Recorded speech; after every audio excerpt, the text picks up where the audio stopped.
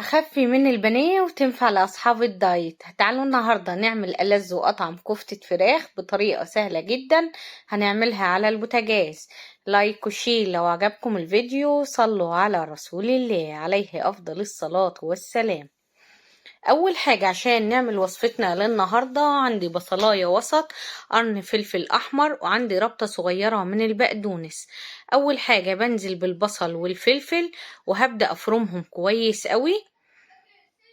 بعد ما بفرمهم كويس أوي انعمهم على قد ما اقدر، بعد كده ببدأ انزل عليهم بالبقدونس. ليه ما نزلتيش بالبقدونس من الاول؟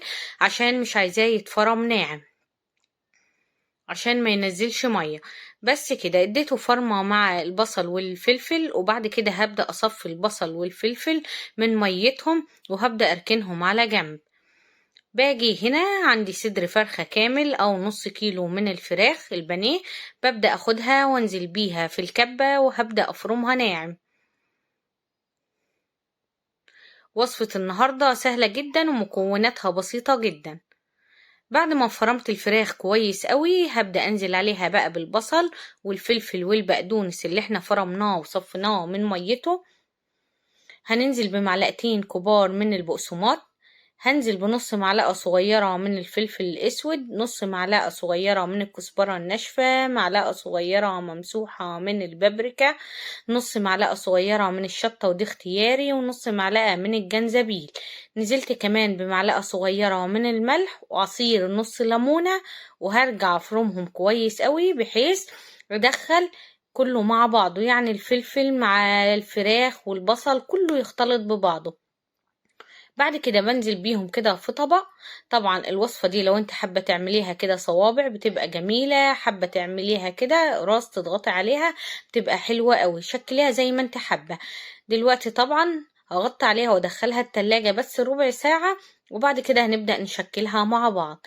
عندي هنا مية البصل والفلفل اللي احنا صفيناها، هنزل عليهم بمعلقة كبيرة من الصلصة، نص ليمونة صغيرة او عصير نص ليمونة. عندي هنا رشة من الملح على رشة من الفلفل الأسود. هنزل كمان عليهم بمعلقتين أو 3 معالق كبار من الزيت، ودي عشان نسقسق بيها على الفراخ احنا وبنشويها، وبرضو واحنا بنصبحها بنبدأ أدهن ايدي بيها. هنا طلعت الفراخ، عندي عود من العيدان بتاعة الشيش، ببدأ كده أدهن ايدي بالزيت ومية الفلفل والبصل، وابدأ كده اخد قطعة من الفراخ وابدأ كده اشكلها على العود. بنعمها الاول وبعد كده لو انت حابة تعملي لها كده تمويجة. شايفين الجمال؟ شكلها جميل جدا وطعمها اجمل بكتير. بكمل طبعا بنفس الطريقة زي ما انتوا شايفين، وزي ما قلت لكم ممكن تعمليها صوابع عادية وممكن تعمليها على شكل دايرة وتبدأي تشويها عادي.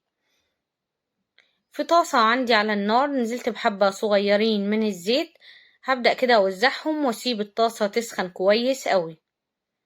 شايفين الكفتة وشايفين جمالها؟ بعد ما الزيت سخن معايا ببدأ انزل كده بالكفتة على نار عالية طبعا، بسيبها لحد لما تاخد اللون من تحت، ببدأ اقلبها على الوش التاني بالطريقة دي. بصوا قد متماسكة. بقلبها على الوش التاني وبسيبها لحد لما تاخد لون على الجنب التاني. بعد كده ببدأ اسقسق عليها من مية البصل والفلفل اللي عليهم صلصة وليمون وزيت وملح وفلفل، وارجع اقلبهم على الوش الاولاني كده وارجع اديلها سقسقة كمان، وبعد كده تشويحة خفيفة وبطلعهم من الطاسة. ما بتاخدش وقت خالص، طعمها جميل جدا، طريقتها سهلة وبسيطة، فاتمنى بجد تجربوها. اخف مليون مرة من البانيه، وكمان بتديكي كمية حلوة قوي. هنا بدأت اطلعها طبعا وههدي النار وابدأ انزل بباقي الكمية. عملت جنبها رز بسمتي، طعمها حلو قوي، خفيفة جدا. اتمنى بجد تجربوها. لو بتدوروا على وصفة فراخ تكون سهلة وسريعة طعمها حلو قوي وخفيفة، جربوا الوصفة دي. فاتمنى بجد تكون وصفة النهاردة عجبتكم وتجربوها. لايك وشير لو عجبكم الفيديو. صلوا على رسول الله. عليه أفضل الصلاة والسلام، واستنوني في وصفات جاية كتير بإذن الله.